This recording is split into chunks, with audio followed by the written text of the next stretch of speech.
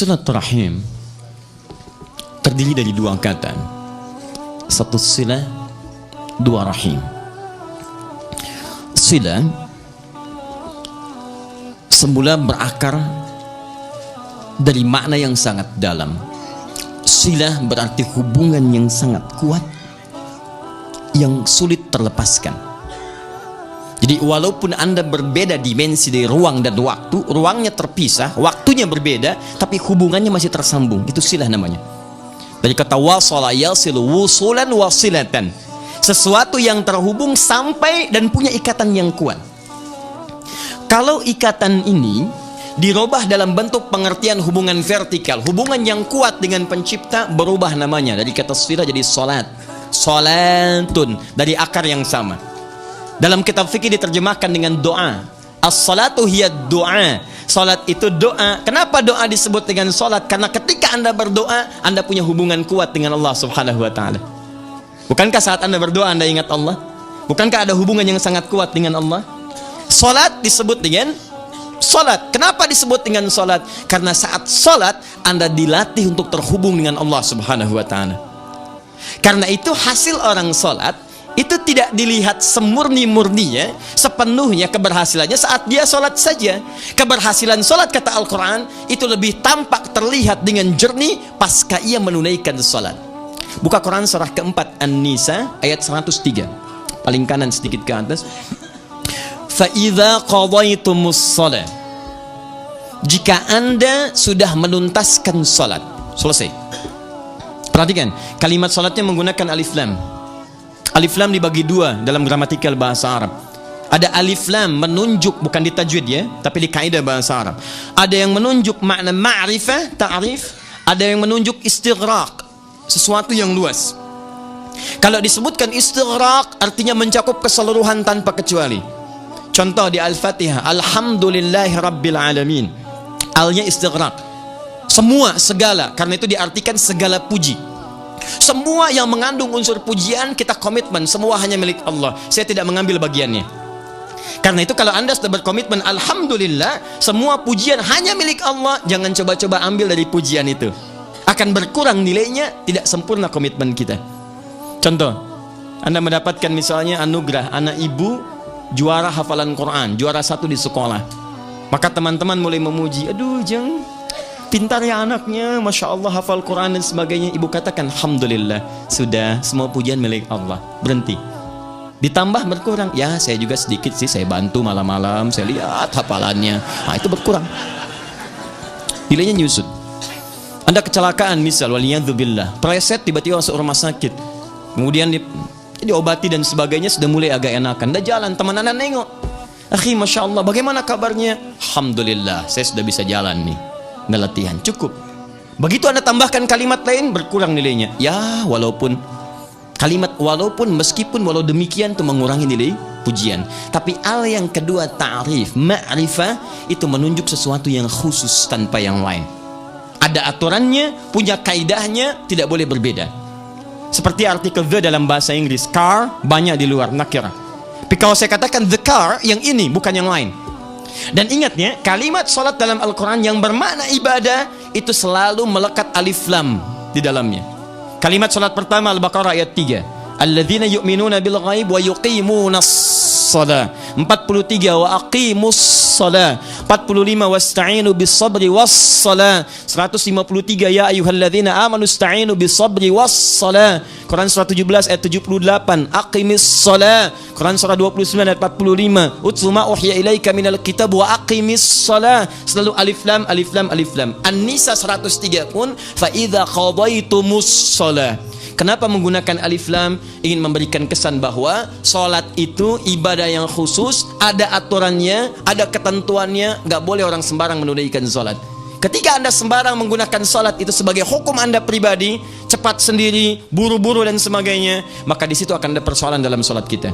Nah sekarang perhatikan kalimatnya.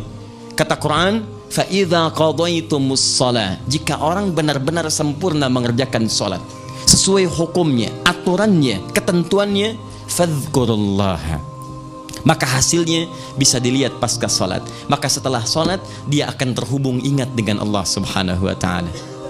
Qiyaman, bahkan saat dia berdiri. Jadi orang sholat itu setelah dia mengucap salam, assalamualaikum, assalamualaikum, itu dia terhubung dengan Allah. Saat jalan dia ingat Allah. Kalau seseorang dalam jalannya ingat Allah, maka dia tidak akan melakukan perbuatan yang tidak Allah sukai. Gak akan ada orang keluar sholat dari masjid, setelah sholat ingat Allah, tertukar sandal, mustahil. Ini kayaknya punya saya deh. Bukan, kayaknya yang itu deh. Oh iya pakai, padahal ke masjid gak pakai sandal dia.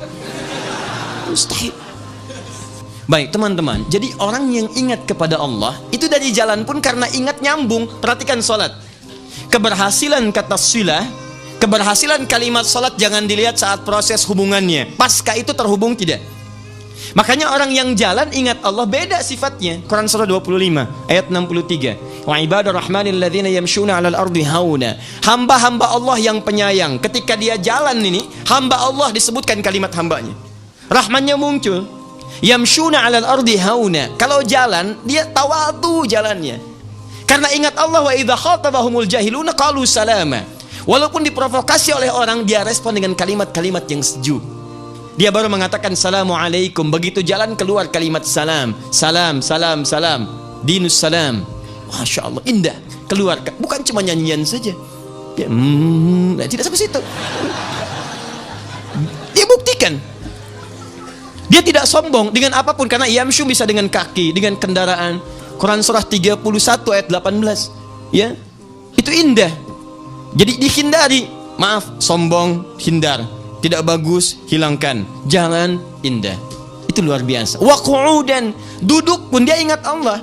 Makanya orang yang jalan sampai duduk di kantor, dia kerjakan, depannya komputer, dia mengetik, ada yang menulis, ada yang bikin status. Orang yang saat mengerjakan pekerjaan dalam duduknya ingat Allah, mustahil mengerjakan perbuatan yang tidak Allah sukai. Ingat kalimat ini. Telunjuk orang tahiyat tidak akan pernah digunakan untuk maksiat.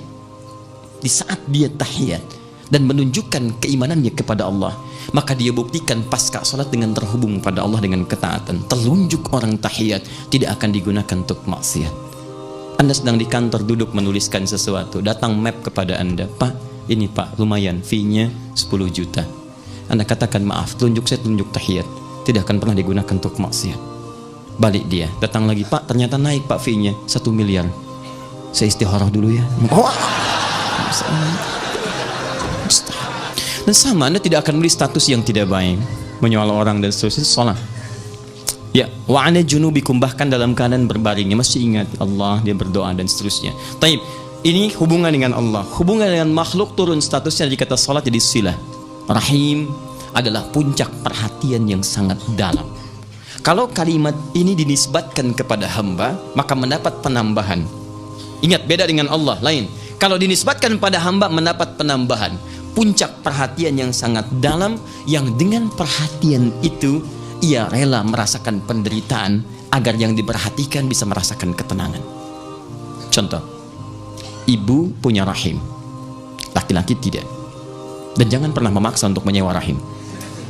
Dan sebagian berkata, saya ingin nyewa, katanya. Dari mana? Itu bukan fitrah ya. Kembalikan, kenapa ibu punya rahim dan kenapa disebut dengan rahim? Karena di dalam rahim itu ada sosok yang sangat diperhatikan, disayang dengan perhatian yang sangat dalam.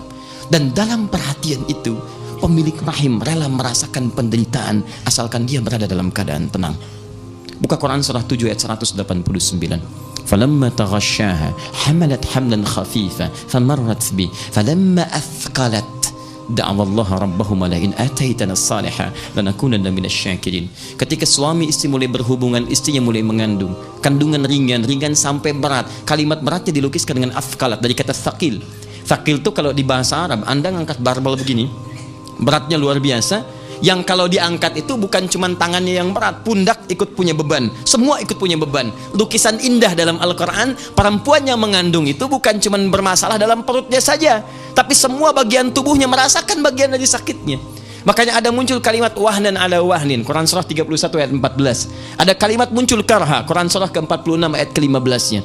Wassaynal insana biwalidayhi hamalathu ummu wahnan ala wahnin.